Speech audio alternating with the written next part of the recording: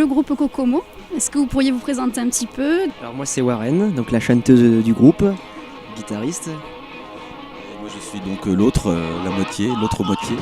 Je suis Kevin et je suis batteur. Kokomo. Alors, ce mot, c'est une référence à la chanson des Beach Boys. On pourrait, mais effectivement c'est très enraciné dans la culture afro-américaine et aussi amérindienne. Et donc comme forcément c'est de cette musique-là que je viens un petit peu, je voulais un mot qui a un petit peu une relation avec ces origines-là. Alors on s'est rencontrés via un autre projet nazérien qui s'appelle Moon Guy. Et voilà, Kevin jouait déjà avec eux, on m'a appelé pour jouer la guitare sur scène et du coup on s'est rencontrés et parallèlement on a formé ce petit duo pour être un peu plus foufou sur scène. Voilà. On essaie d'en profiter au maximum pour que le public se sente flatté, qu'on joue vraiment pour eux et qu'ils se sentent concernés et qu'ils n'aient pas le ressenti qu'on joue le même concert chaque soir, quoi.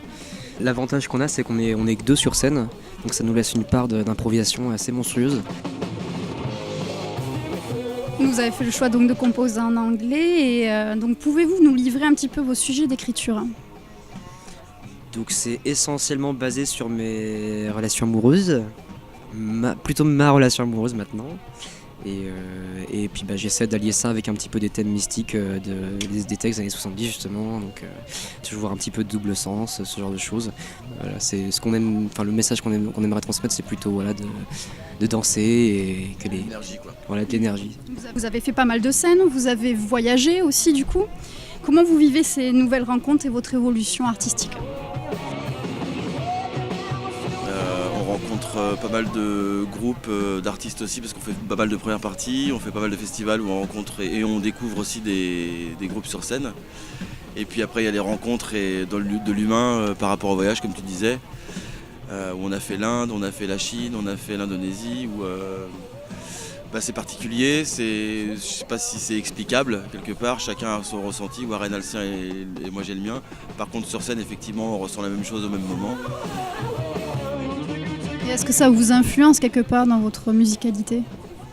Sûrement, je pense, ouais. Sûrement. Inconsciemment, L'Inde, on peut en parler, ça peut pas te laisser indifférent parce qu'ils ont quand même un bagage, déjà au niveau des percussions, c'est juste que tu comprends rien, quoi, c'est énorme. Un petit mot pour le Saint-Cyp en live de ce soir? Eh bien, venez tous comme vous êtes, comme on dirait, et puis avec votre famille, parce que ça peut être très familial.